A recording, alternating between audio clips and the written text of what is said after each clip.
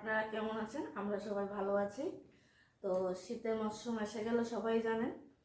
তো আজকে আমি একটা নতুন জিনিস বানাবো খুব সহজ পদ্ধতিতে। সেটা হয়েছে কাঁথা, ছোট বাচ্চাদের কাঁথা। তো সেই কাঁথাটা আমি নিয়েছি কার জন্য বলতে পারেন। তো সেই কাঁথাটা আমার ননদের করে বাচ্চা হয়েছে, ওর জন্য আমি কাঁথা বানাবো বাচ্চার জন্য। তো এই জন্য আমি বেডশিটকে এভাবে 10টা টুকরা বানিয়ে নিয়েছি কেটে। তো টুকরোগুলি দেখুন, এভাবে এই সাইজ করে কাঁথাগুলি বানাবো। তারপর ওর উপরে আবার এটা ভেতরে দেব বেডশিটের টুকরোটা, আর ওর উপরে শাড়ি কাপড় দেব, দিয়ে কাঁথাটা বানাবো। সঙ্গে থাকুন, দেখতে থাকুন। তো দেখতেই পাচ্ছেন আমি বেডশিটের টুকরোটা শাড়ির মধ্যে দিয়ে দিলাম। এইভাবে আমি কাঁথাটা তৈরি করে নেব। ভিতরে বেডশিটের টুকরো দিয়ে উপরে কাঁথা দিয়ে শাড়ি কাপড় দিয়ে কাঁথাটাকে এভাবে তৈরি করছি। এখন হালকা করে টেকে নেব টুকরো দিয়ে। কিছু না, বয়ে রয়েছি।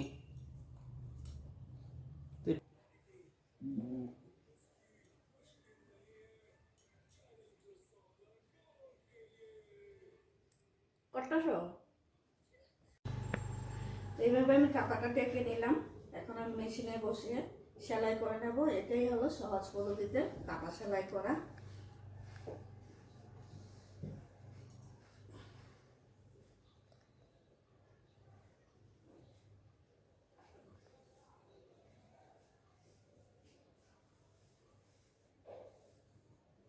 অফ করস না।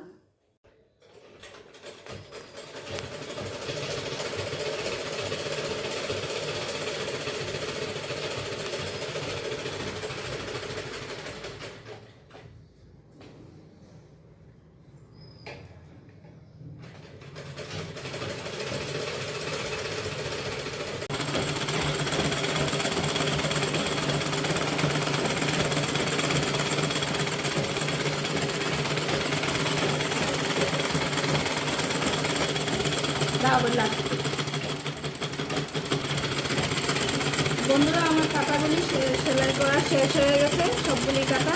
তো আমি একই সাথে দেখাবো। আজকে এগুলি আবার সেলাই করে ননদের বাড়ি নিয়ে যাব।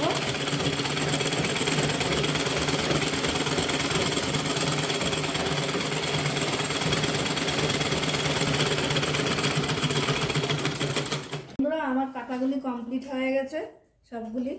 তো একটা পিস খুলে দেখাচ্ছি।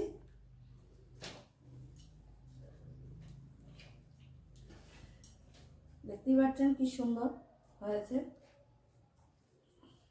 এইভাবেই আমি প্রত্যেকগুলি খাতা এভাবে বানিয়েছি। এখন এগুলি প্যাকেটিং করে নেব, নিয়ে যাব এগুলি।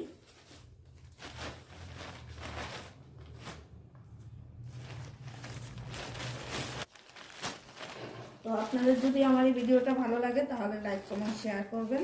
অবশ্যই ঘরে বসে কাজ করার কোনো আপত্তি নেই, আপনারাও করবেন। এটা আবার আসবো।